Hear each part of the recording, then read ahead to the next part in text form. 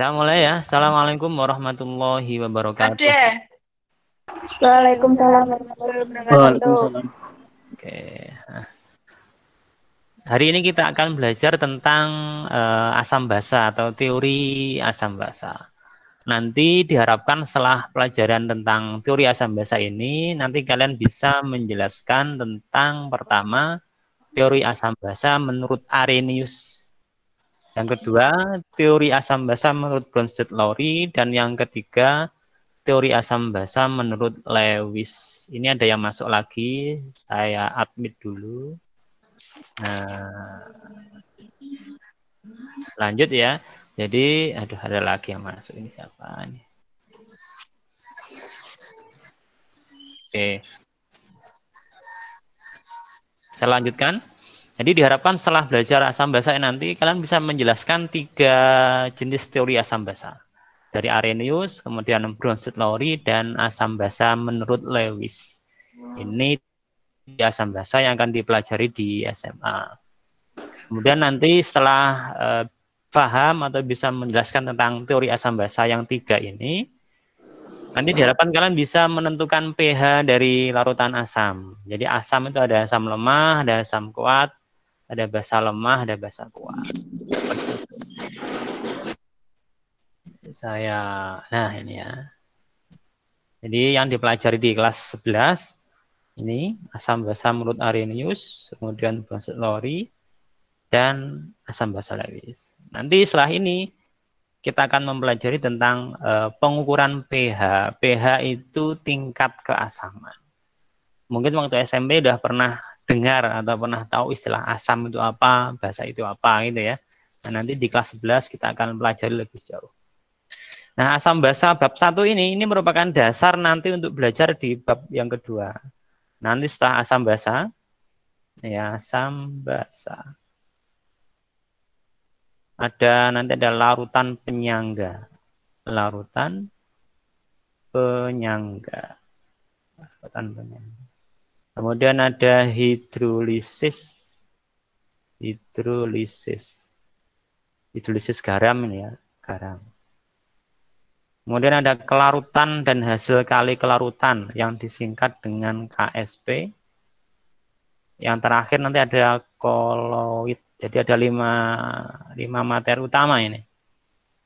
Di antara 5 ini yang hanya sebatas teori atau konsep saja, hanya yang ini. Yang 1, 2, 3, 4 semuanya ada kaitannya dengan hitung-hitungan semua. Jadi saya kira akan menantang bagi kalian dan menyenangkan ya, karena kalian kan anak IPA ya, suka hitung-hitungan. Ya, senang sekali. Ya, senang sekali ya.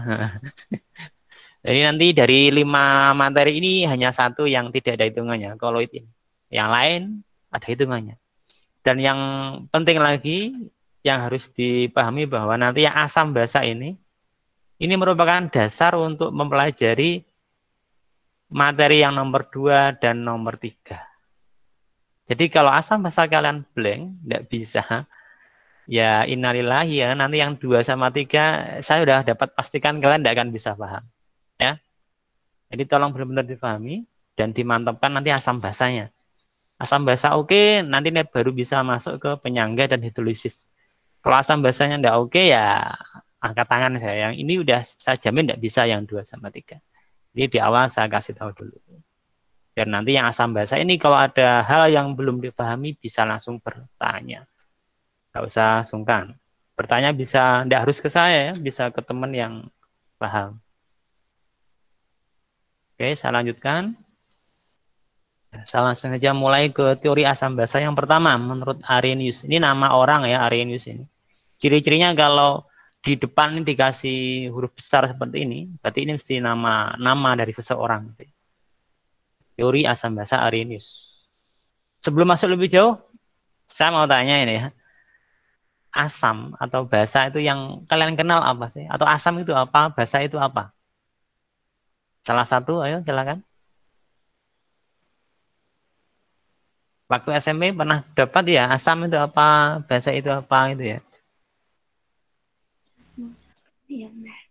Bisik-bisik, ayo apa? Asam itu apa sih? Atau contoh barang yang bersifat asam itu apa?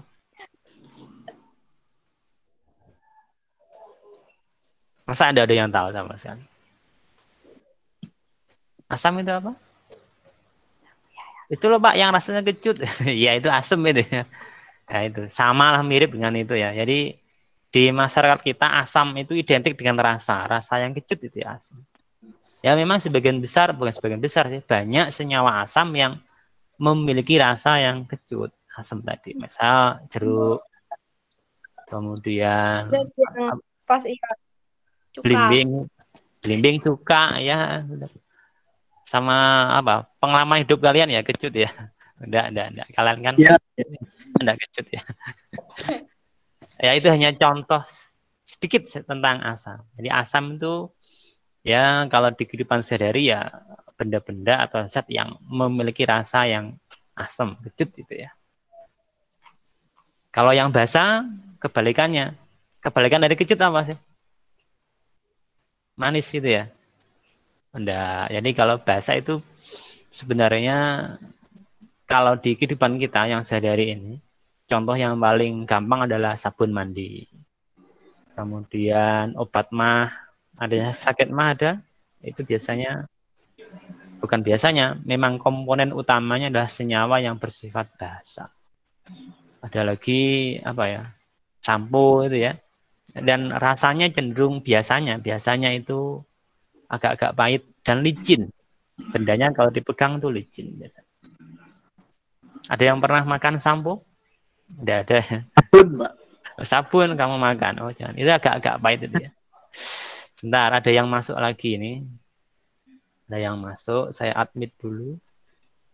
Nah ini siapa ini? Putri Aji baru masuk dia. Oke.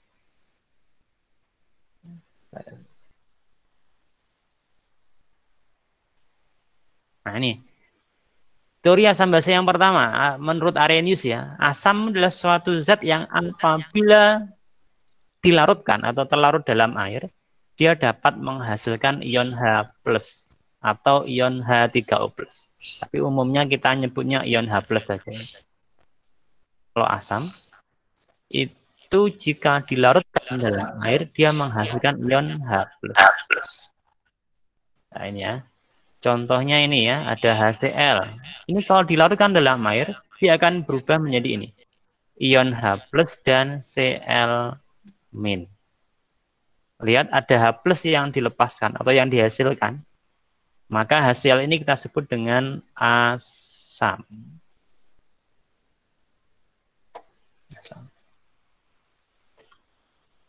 Bentar, saya hapus dulu.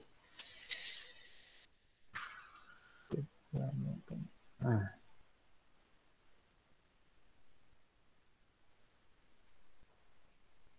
Jadi senyawa apapun kalau dia dilarutkan dalam air kok menghasilkan ion H+, maka dia disebut dengan asam. Contohnya HCl. Kemudian HNO3. Ini kalau dilarutkan dalam air dia akan berubah menjadi ion H+ dan NO3-.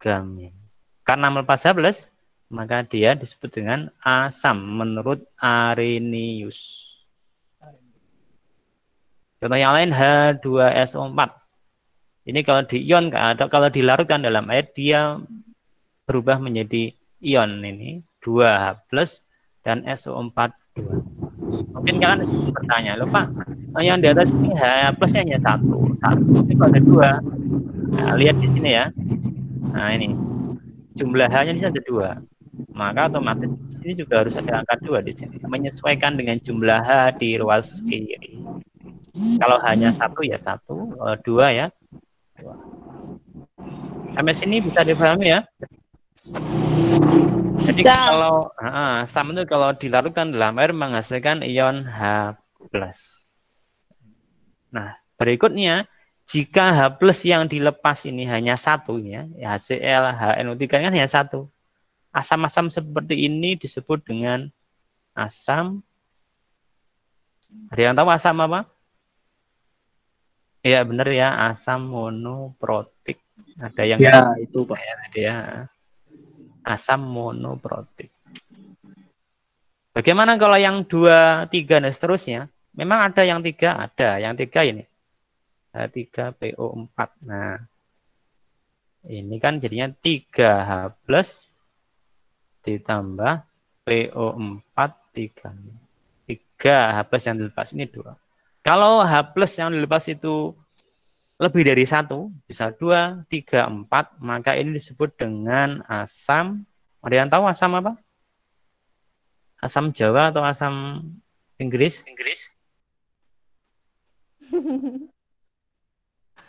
Kalau lebih dari 1, maka disebut dengan asam poliprotik, bukan poliklinik ya, poliprotik.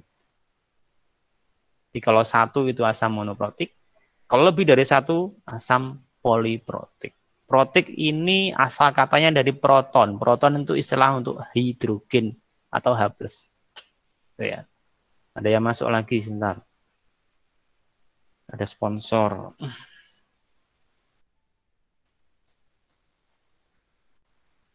Nah, ini siapa ini? Tegar baru masuk ini, Tegar.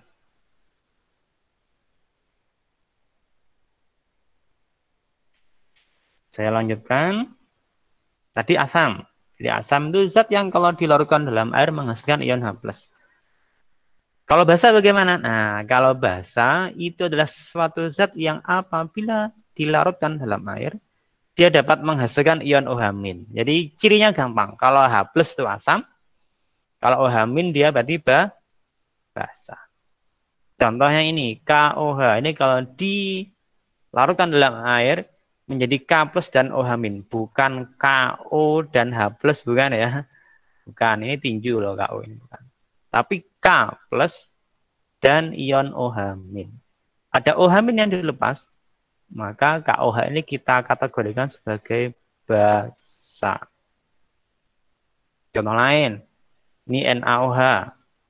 Dia kalau dilarutkan dalam air akan mengurai atau menghasilkan ion Na plus dan ion OH-.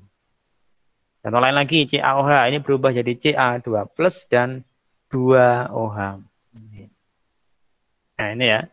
Jadi kalau asam itu menghasilkan H+, kalau basa menghasilkan ion OH-. Sangat mudah untuk membedakannya. Nah, berikutnya, kalau kalian cermati di sini, yang khusus yang basa ya, ada K, ada Na, ada Ca. Ini semua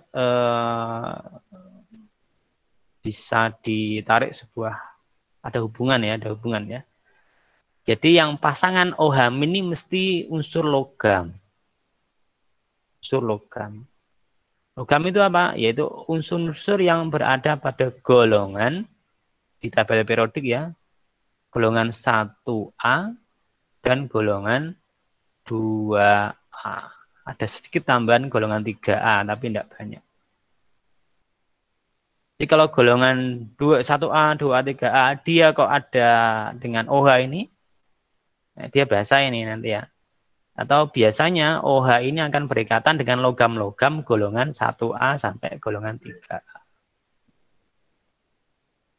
Saya kira masih lupa ya, golongan 1A apa saja penghuninya. Ada yang masih? Masih. Apa coba sebutin 1A? 1A. H. Sebentar ya, kalau untuk yang 1A hidrogen diabaikan, dia nggak masuk kategori. Langsung bawahnya H. K. Sebelum K ada apa?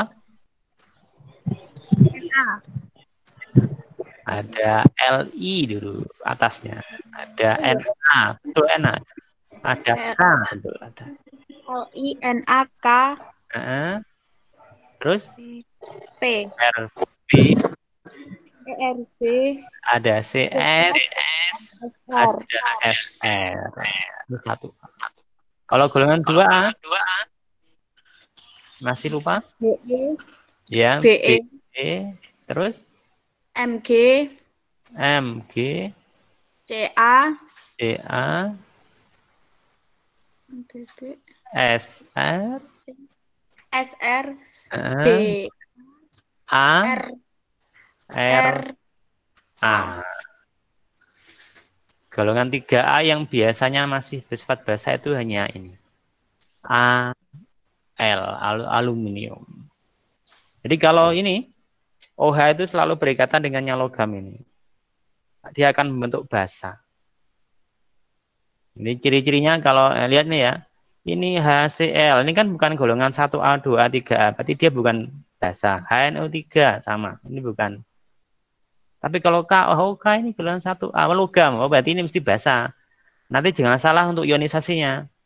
Kalau salah nanti KO plus H plus gitu. Kalian anggapnya asam kan itu. Padahal bukan. Karena apa? Ini kan logam 1A, 2A. Berarti nanti ionisasinya bukan KO plus H plus, tapi KO, K plus ditambah OH min. Kalau yang asam ini biasanya dengan yang non logam. Ini H berikatan dengan non logam. Non logamnya itu bisa berupa golongan ini yang non logam 6A dan golongan 7A. Yang paling masyhur yang terkenal 7A, maaf ini. Dari yang paling atas itu ada F, kemudian Cl, ada Br, ada iodin, ada astatin, AT. Tinggal nambah H depannya semua. Jadi asam nih. Asam klorida, asam klorida, asam bromida, dan seterusnya ke bawah. Ini ya. Oke. Itu asam basa yang pertama menurut Arrhenius. Nanti yang akan banyak kepakai yang ini. Teori yang pertama ini. Lanjut yang kedua. Teori asam basa Bronsted-Lowry. Ini dua orang yang digabung karena teorinya sama ya. Mereka mengajukan teori asam basa yang sama atau mirip. Alhamdulillah. Nah, kalau yang pertama tadi, hanya dengan melihat rumusnya kita bisa tahu, oh ini asam nih basa. Contohnya ini ya, HF. HF ini kalau menurut Arrhenius tadi, HF, ini kita bisa langsung menentukan, oh ini mesti asam. Kenapa? Ada H-nya di sini. Kalau dibuktikan ini jadinya ini, H plus tambah F min. Oh dia menghasilkan H plus, berarti ini asam. Bisa, dengan hanya melihat rumusnya ini. Tapi kalau yang teori yang kedua ini, yang Bronsted-Lowry, kita tidak bisa hanya dengan melihat satu ini dia kemudian menentukan, oh dia asam, dia basa. Tidak bisa. Harus berupa sebuah persamaan yang panjang seperti ini. Satu paket. Nah, dari sebuah persamaan nanti kita baru bisa menentukan, oh yang sebelah ini asam, yang sebelah ini basa. Yang ini asam konjugasi, ini basa konjugasi. Jadi harus satu buah ini lengkap satu persamaan ini. Bukan lagi hanya berupa satu senyawa HF ini, bukan. Nah, menurut Bronsted-Lowry, asam ini didefinisikan sebagai suatu spesies kimia ya, bukan makhluk hidup. Jadi kalau di kimia, istilah spesies itu merujuk pada molekul atau ion. Ini bisa berupa molekul, bisa berupa ion. Kalau molekul berarti dia netral, kalau ion berarti dia bermuatan. Di asam itu adalah suatu spesies kimia yang dapat mendonorkan suatu proton. Donor proton. Proton ini H+. Kepada spesies kimia yang lain. Atau dengan kata lain sebagai proton donor. Atau kalau bahasa kita, asam itu adalah pemberi H+. Karena proton itu H+. Ini asam. Asam. Ingat-ingat ya. Asam itu pemberi H+. Bagaimana kalau basa? Kalau basa adalah kebalikan dari asam. Kalau asam tadi pemberi, maka kalau basa dia proton akseptor. Atau nama lainnya penerima. Hapus dulu. Saya hapus. Nah. Kalau basa dia penerima proton atau H+. Ulangnya, kalau asam itu pemberi H+, kalau basa dia penerima H+. Ada yang memberi, ada yang menerima. Yang memberi itu disebut dengan asam, yang menerima disebut dengan basa. Ada yang masuk lagi, nah ini siapa ini? Randy Suleh baru gabung ini. Oke. Kita lanjut.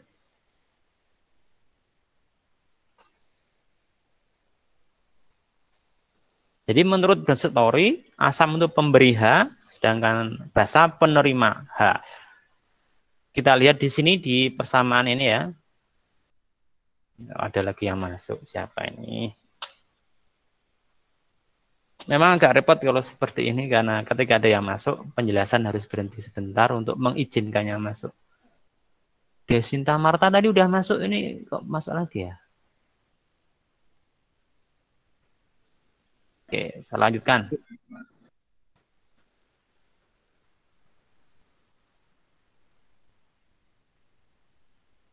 Nah ini, perhatikan ya, di persamaan yang bawah itu, yang saya lingkari merah, ini, ada HF, asam fluorida, dia bereaksi dengan H2O. Menghasilkan H3O plus dan F min. Kalau kita lihat, semula ini, karena HF ini ya, HF, dia memiliki satu H. Kemudian setelah bereaksi dengan H2O, HF ini berubah menjadi ini. Nah, menjadi F min. Semula dia punya satu H, berubah menjadi tidak punya H. Kalau dia punya, kemudian tidak punya, berarti kan dia telah melepasnya atau memberikannya kan gitu. Semula satu jadi tidak ada, berarti F ini memberikan satu H-nya kepada siapa? Kepada lawannya di sini. H2O di sini. Nah, karena HF ini memberikan satu atom H-nya pada H2O, maka HF disebut dengan asam karena dia memberi H plus asam. Dengan H2O karena dia menerima satu H plus dari HF, maka dia disebut dengan basa.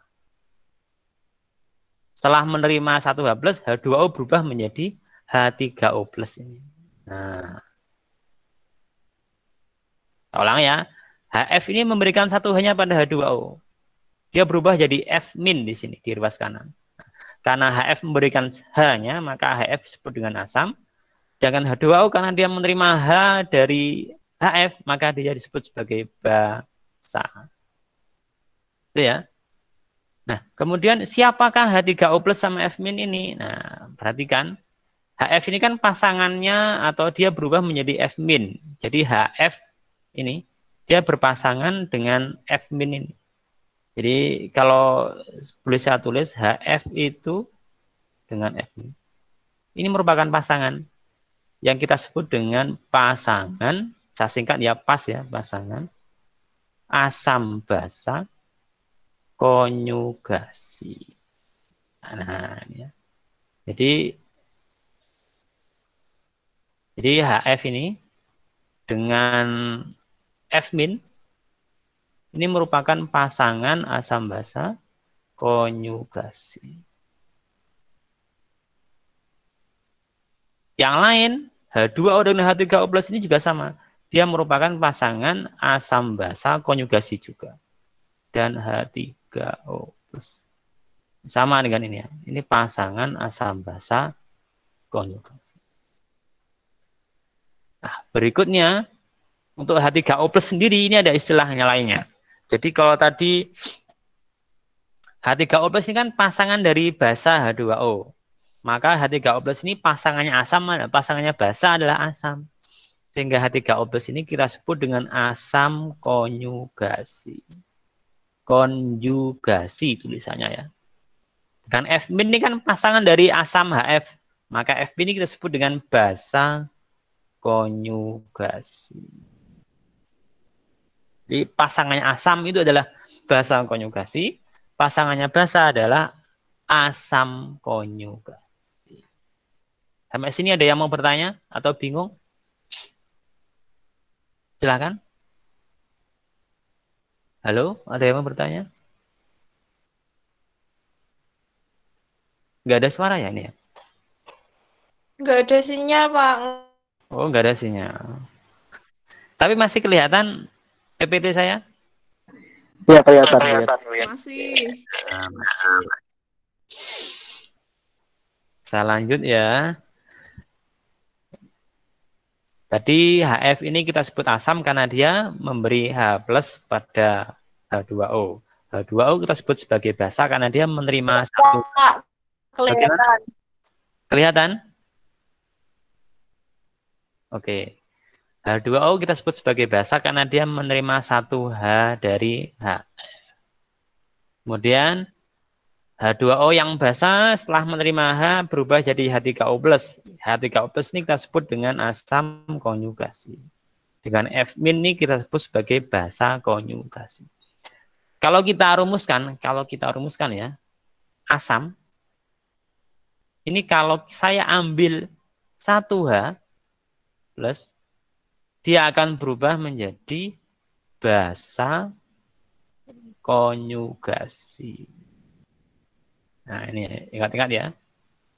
Sebaliknya basa, jadi kalau ada basa, dia kok ketambahan 1H plus, dia akan berubah menjadi asam konjugasi. Polanya atau kesimpulannya seperti ini. Ini catat ya, ingat-ingat. Jadi kalau ada asam kok dia kekurangan atau dikurangi 1H plusnya, maka dia akan berubah jadi asam dari basa konjugasi. Sebaliknya basa yang menerima 1H plus ketambahan 1H plus, dia akan berubah jadi asam konjugasi. Sehingga dari sini, kalau misalnya saya punya asamnya itu H2S, ini asam ya, maka basa konjugasinya apa? Tinggal kita kurangi 1H-nya. Ini semula 2 menjadi HS. Karena dikurangi plus ini maka muncul min 1 di sini. HS min. Contoh lain, saya punya asam H3PO4. Ini misal asam ya, asam. Maka basa konjugasinya apa? Tinggal kita kurangi 1H-nya. Ini semula 3 jadi 2. Tinggal 2 kan itu. Karena dikurangi 1H. PO4 karena plusnya kurangi 1 maka muncul min 1 di sini. Bisa dipahami ya? Semoga bisa dipahami. Nanti PowerPoint ini akan saya pasang di Classroom. Jadi kalian bisa melihatnya nanti di Classroom. Saya lanjutkan.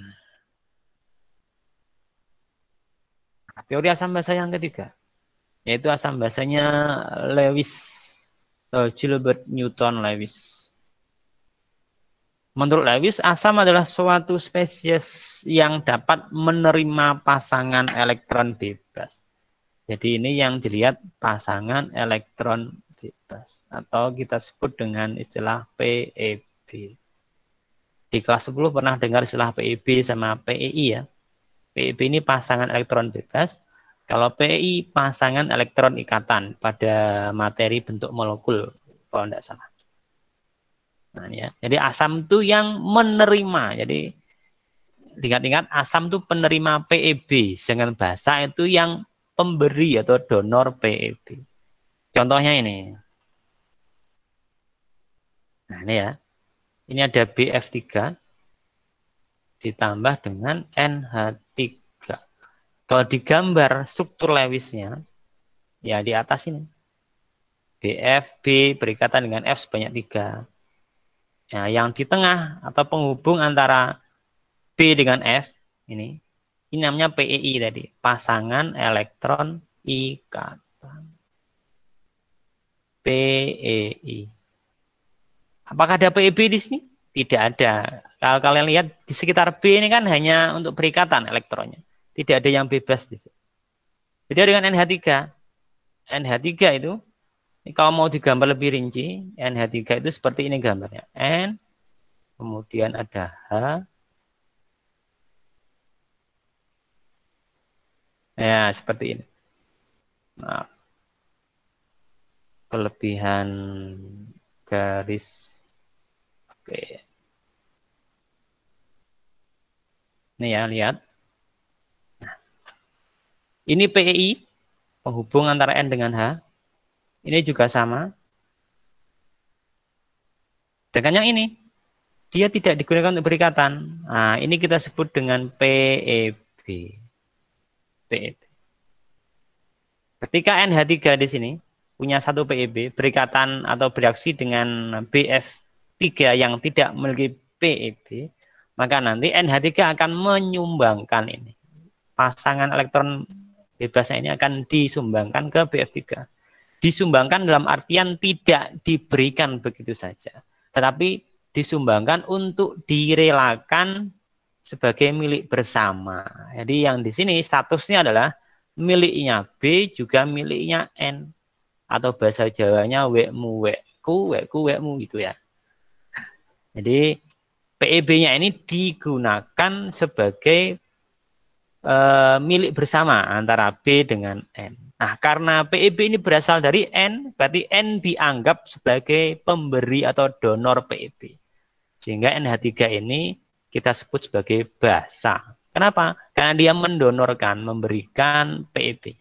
Dengan BF3 ini karena dia menerima, maka kita sebut dengan asam. Nah, keterangannya di bawah.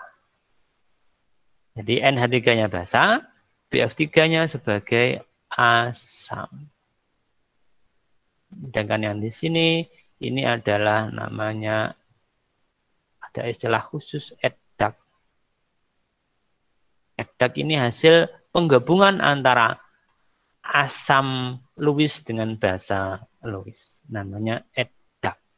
Itu istilah saja.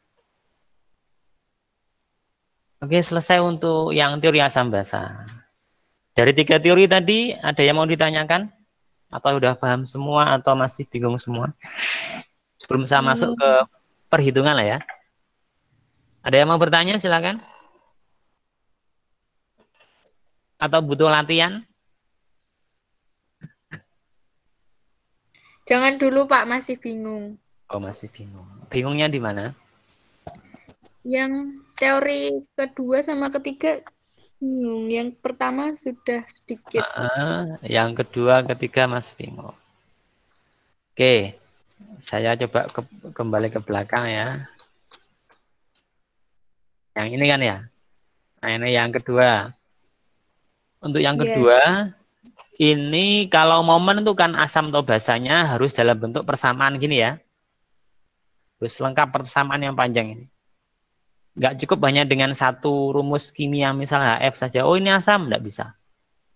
Harus komplit satu persamaan ini. Contoh, saya kasih contoh di sini.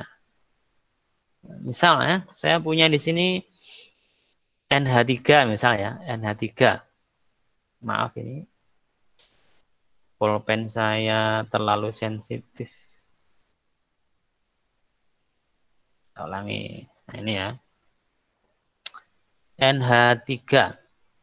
Seperti ini saja untuk yang teori yang kedua, kita tidak bisa menentukan, oh ini basa, ini asam, tidak bisa. Harus komplit. Kalau yang teori asam basanya Lewis. Direaksikan dengan apa dulu gitu. Misal saya reaksikan dengan H2O. Ini akan berubah menjadi NH4 plus ditambah OH min. Nah, kalau seperti ini, menurut Bronsted-Lowry, BL ya, Bronsted-Lowry, kita bisa menentukan, oh ini nanti asam atau basa, asam atau basa. Ini asam basa konjugasinya yang mana? Seperti itu. Coba cermati ya. NH3, pasangannya siapa? Atau dia berubah menjadi apa? Di ruas kanan. NH4 plus. NH4 plus. Jadi NH3 ini kan berubah jadi NH4 plus. H2O? H2O jadi OH min. OH min. Coba aja lihat. NH3 semula dia punya berapa H? 3. Dia berubah jadi NH4 plus menjadi 4 ya. Dari 3 ke 4 berarti dia menerima atau memberikan H plusnya? Memberikan. Saya ulang ya. Dari semua 3 menjadi 4. Dia berarti ketambahan H plus atau malah memberikan H plus? Ketambahan. Ayo. Dari 3 ke 4 ya. Ketambahan atau malah kehilangan atau memberi? Kehilangan. Saya ulangi. Ini semula 3. Berubah jadi 4. Ketambahan atau malah berkurang? Tambahan. Nah, ketambahan. Ketambahan itu nama lainnya adalah menerima H plus. Kalau menerima sesuai definisinya Bronsted-Lowry, kalau yang menerima H plus itu disebut dengan basa. Sampai sini bisa diikuti? Bisa. Oke. Berikutnya H2O. H2O dia berubah menjadi OH min di sini. Lihat, H-nya hidrogennya ada berapa semula? 2. Ada 2. Kemudian di ruas kanan berubah hanya tinggal berapa hanya? 1. 1. Berarti dia melepas atau menerima H2O ini? Hidrogennya dilepas atau dia menerima H lagi? Melepas. Melepaskan sebanyak 1. Karena dia melepaskan atau memberikan H+, maka dia disebut sebagai asam. Tuh. Baru kita geser ke kanan. Pasangannya basa, NH3 ini pasangannya adalah NH4+. Pasangan dari basa ini kita sebut dengan asam konjugasi. Sebaliknya, pasangannya asam adalah basa konjugasi. Ya. Jadi harus dibandingkan di awal dengan di akhir. Dia ketambahan atau berkurang malah hanya. Kalau ketambahan berarti dia akan disebut sebagai basa. Kalau berkurang berarti dia sebagai asam. Contoh lain, ini contoh lain. Saya punya H2S ditambah H2O misal. Ini menjadi HS- ditambah H3O+. Nah. Lihat ya. H2S pasangannya siapa? HS min. HS. Ini. H2O pasangannya? H3. Nah, ini ya. Lihat. Semula untuk yang H2S dia punya 2H. Berubah menjadi HS-. Tinggal berapa H-nya di sini? 1. Berarti berkurang atau ketambahan? Berkurang. Berkurang karena dia telah memberikan. Nah, karena dia memberikan H-nya, maka disebut dengan asam. H2O-nya sebagai Basa. basa. Jadi kalau satu udah ketemu, maka yang lain nggak usah mikir mana naik asam, berarti ini basa. Kalau ini basa, berarti ini asam. Gitu aja. Mesti berpasangan asam sama basa. Berikutnya yang di kanan, pasangannya asam mesti dia basa konjugasi. H3O+ dia asam konjugasi. Sampai sini bisa diikuti? Bisa. Oke, alhamdulillah. Paham. Berikutnya coba perhatikan ya. Di persamaan pertama sama yang kedua, ini ada H2O ya. Ada H2O semua. Tapi kalian lihat di sini keterangannya. Pada persamaan pertama H2O sebagai asam, tapi yang kedua dia sebagai basa. Nah, ini spesial nih. Zat yang semacam ini ya, kita sebut dengan istilah amfoter. Jadi dia bisa sebagai asam, bisa sebagai basa. Bergantung siapa pasangannya. Itu ya.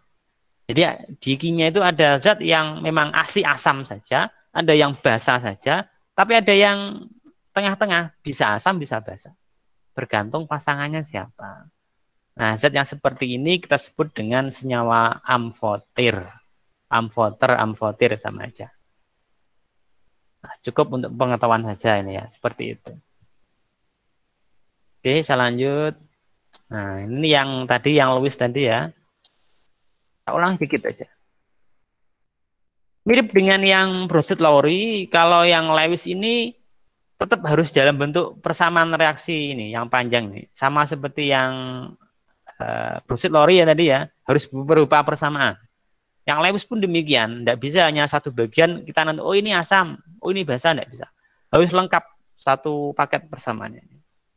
Nanti kita baru bisa melihat siapa yang punya PEB berarti dia basa, yang tidak punya PEB berarti dia asam.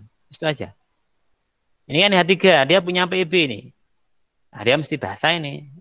BF3, B-nya ini, atom pusatnya B, dia tidak punya PEB di sini.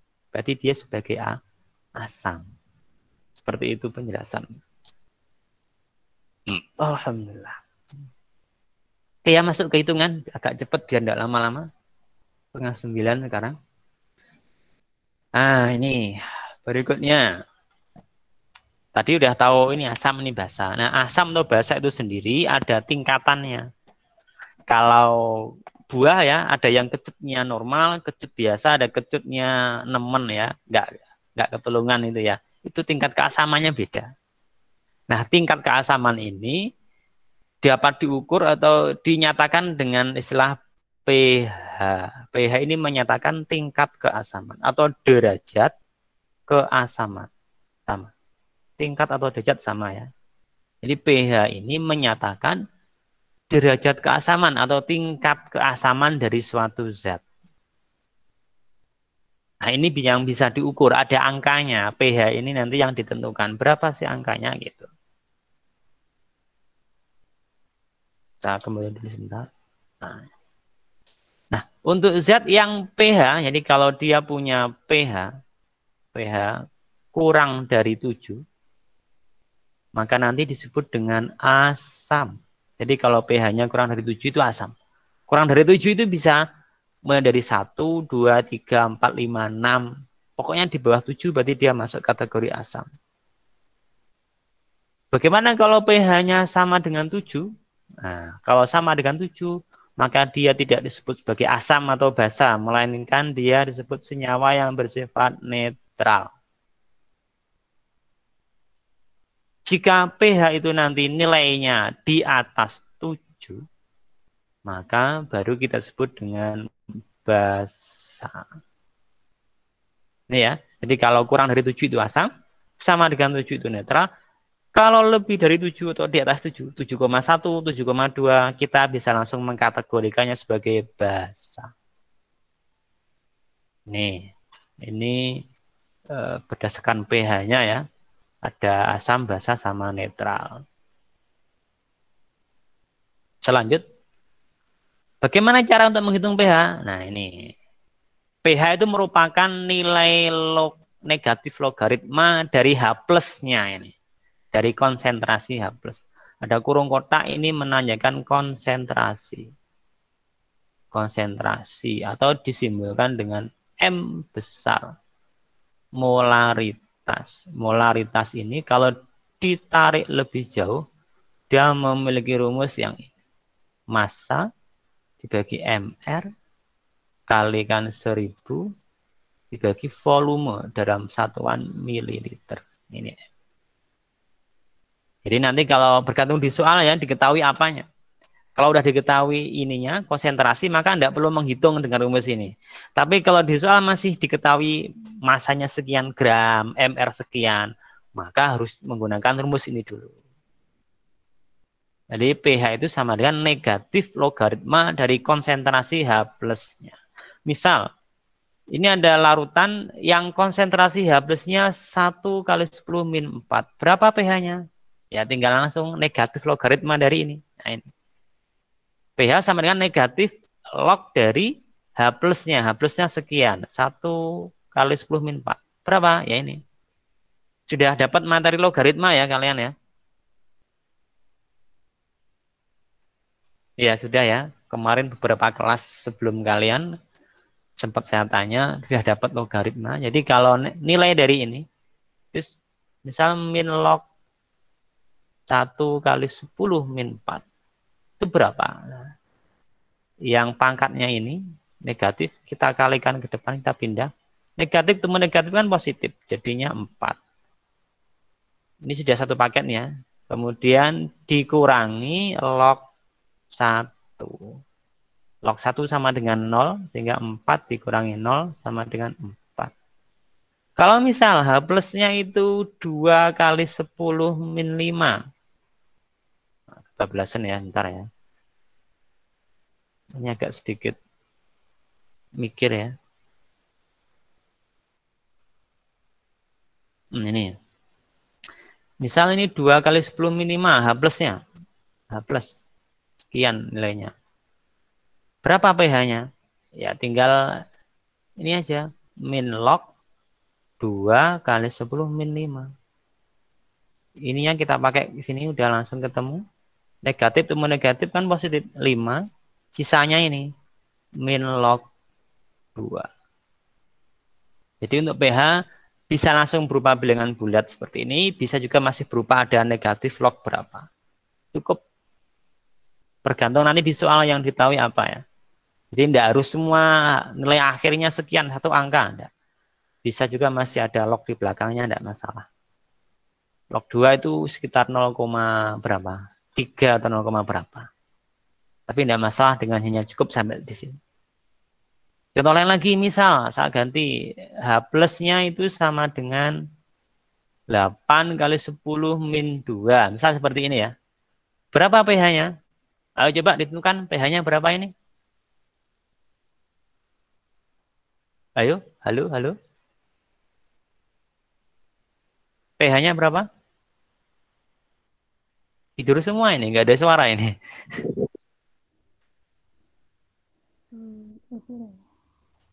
Tinggal ini, minnya ini kita pindah ke depan jadi plus menjadi apa?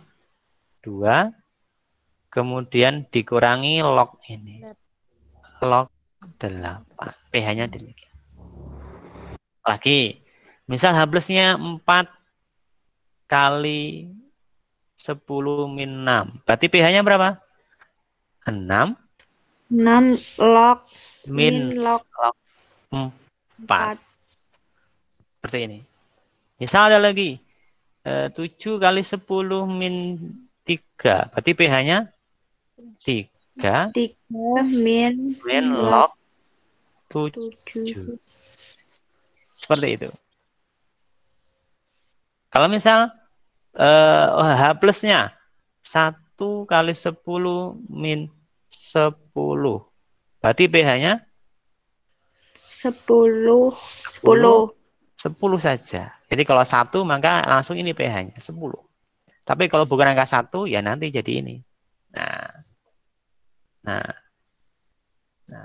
Sampai sini masih bingung? Tidak. Okay. Insya Allah tidak bingung. Alhamdulillah. Jadi untuk menentukan pH menggunakan rumus min log H plusnya. Lanjut.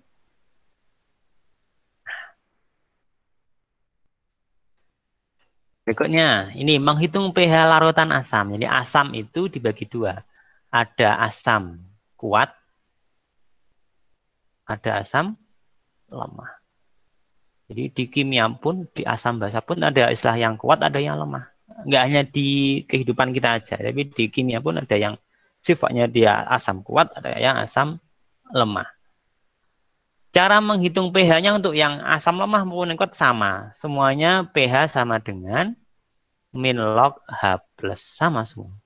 Cuman perbedaannya di cara mencari H plusnya ini. Nah, kalau asam kuat, maka H plus ini yang dipakai. Kalau asam lemah, H plus ini yang dipakai. Contoh ini ya, HCl ini asam kuat. Sekian. Maka pH-nya berapa? Nah, sebelum mencari pH, kalau yang diketahui adalah ini, seperti ini. Maka kalian harus mencari H plusnya dulu. H plusnya berapa? Lihat ya. Karena ini asam kuat, maka pakai rumus ini H plus sama dengan M dikali valensinya. Valensi asamnya. M ini kita bisa langsung ambil dari ini. Nah, berapa M ini? 0,01. Terus yang valensi asam kita ambil dari mana? Nah, valensi asam ini bisa kita ambil dari sini. Berapa jumlah H yang ada di sini? 1. Berarti valensi asamnya 1. Bagaimana kalau di sini misal H2S? Berarti berapa valensi asamnya? Lihat. 2. Dan seterusnya. Jadi valensi asam ini merujuknya pada jumlah H yang ada di senyawa asamnya. Gitu ya. Saya lanjutkan. Ini hasilnya 0,01. Kita ubah menjadi bentuk pangkat menjadi berapa? 1 kali 10 pangkat min berapa ini? 0,01. 2. Ya, 1 kali 10 pangkat min 2. H plusnya sekian, maka pH-nya sama dengan berapa? 2. Min log 1. Log 1 kan 0 tadi ya, berarti sama dengan 2 langsung. Log 1 itu sama dengan 0. Itu ya. Oke, itu untuk yang asam kuat. Yang asam lemah, beda lagi. Ini Ka kali Ma. Selanjutkan. Nah ini. Itulah pH larutan. Udah ada jawabannya ya. pH larutan dari CH3COOH 0,05 M. Apabila diketahui Ka sekian. Ini tak kasih angka min 3 ya.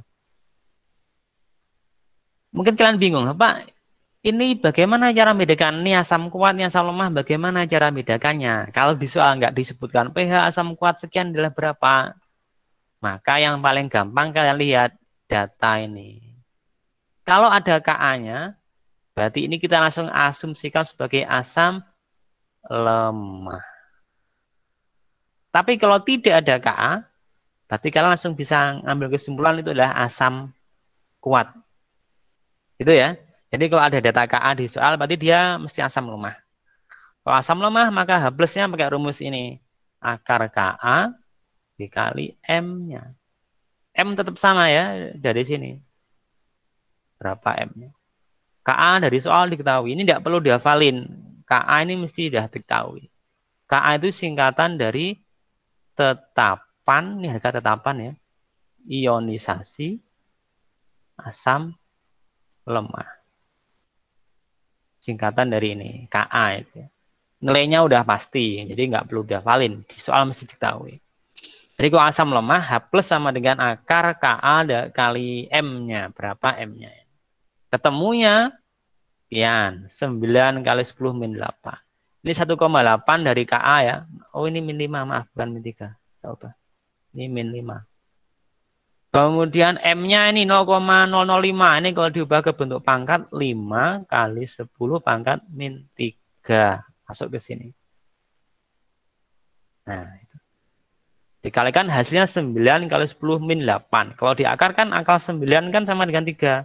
Akar 10 min 8 kan 10 min 4. Ketemunya ini H plusnya. 3 kali 10 min 4. Kalau H plus sekian maka pH-nya tinggal lihat ini. 4 min log 3 dari sini. Sampai sini bingung? Tidak. Oke lanjut ya. Nah, tadi asam, sekarang basa.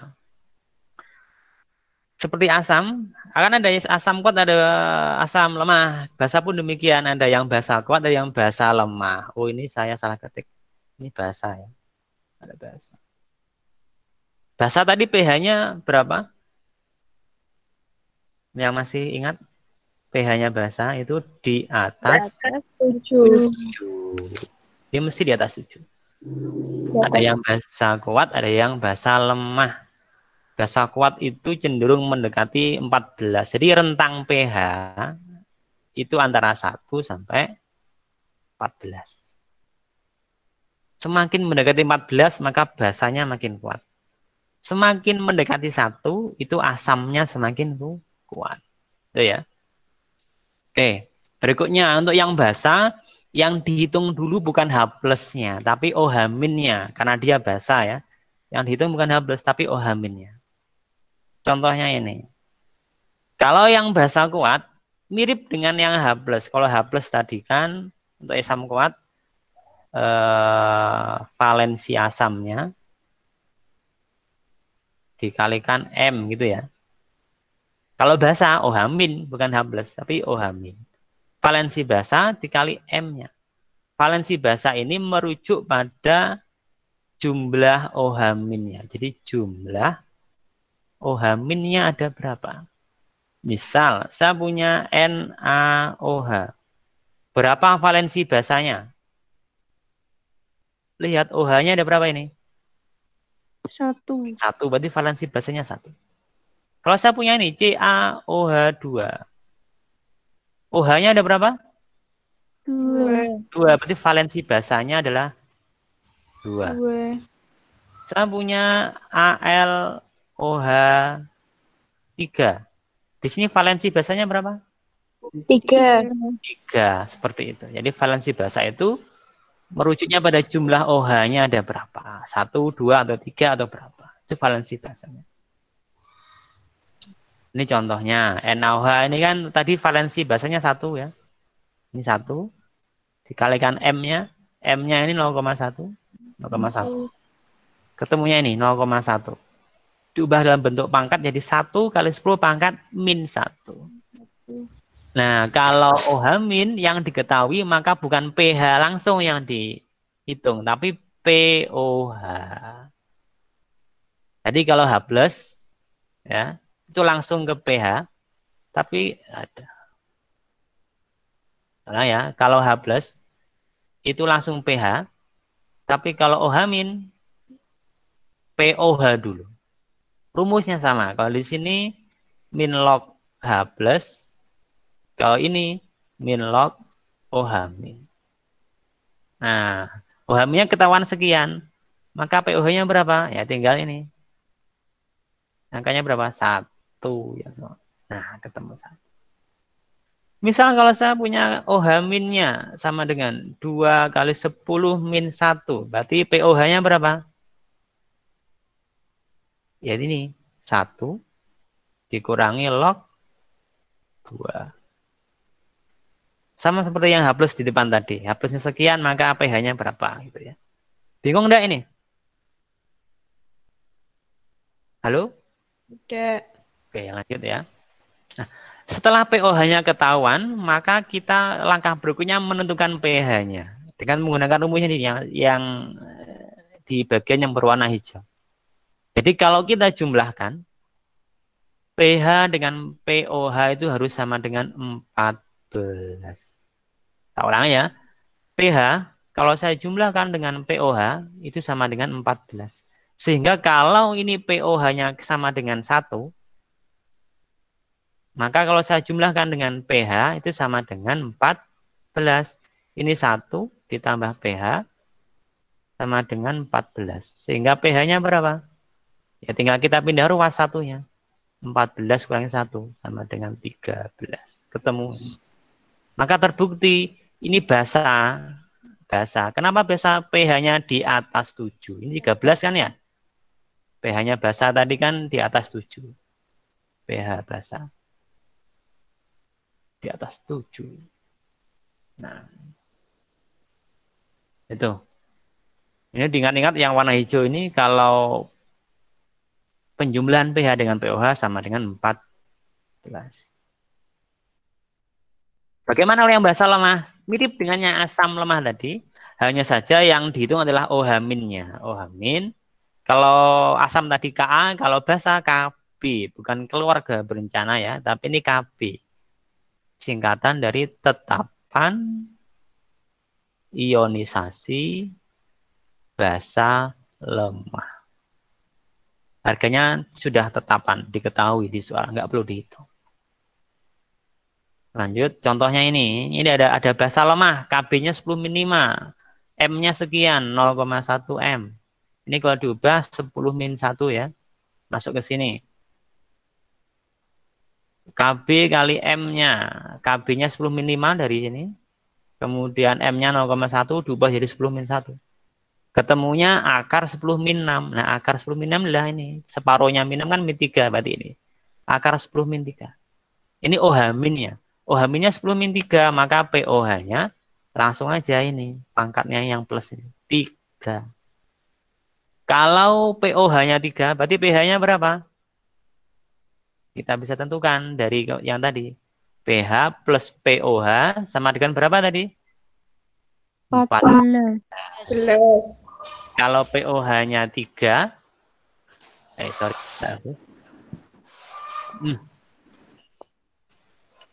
Kalau POH-nya 3, nah, ini 3, maka pH-nya berapa? 11. 11. Selesai sampai di sini. Oke, selesai slide saya. Oke, asam basa ada pertanyaan? Kita sudah haus ini sejam ngoceh terus. Alhamdulillah. Nanti untuk materi PowerPoint sama latihan soalnya, tugasnya ada di Classroom. Mungkin agak siangan saya posting. Nanti sore mungkin baru bisa kalian lihat. Tolong nanti ditengok dan coba diorek-orek. Cuman untuk yang tugasnya sepertinya saya belum membuat untuk yang hitung-hitungan. Ya tugasnya hanya menentukan, hanya masih teoretik yang tadi. 3 teori asam basa yang di atas. Sebelum saya akhiri ada pertanyaan? Tidak. Tidak. Tidak. Rohmat Ajis jawab banter tidak, Pak. Oke, kalau tidak ada pertanyaan, bentar ini saya keluarkan dulu. Tolong kameranya diaktifkan semua, saya mau ngambil foto bersama-sama dulu.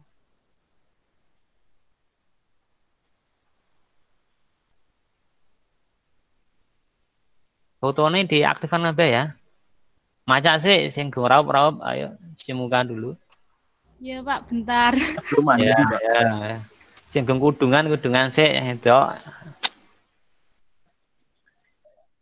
Itu udah ada persiapan mau berangkat sekolah ini, mengumpulkan rapot.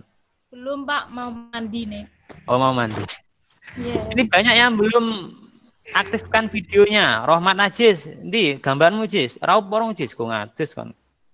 Nah, rambutnya jadi meknya Jis. Randy Sule, ini mana gambarnya belum diaktifkan videonya? Kasih aja nih. Nah ya, tangi turu Randy. Dita Fatma, fotonya Eva belum kelihatan, masih foto profil aja.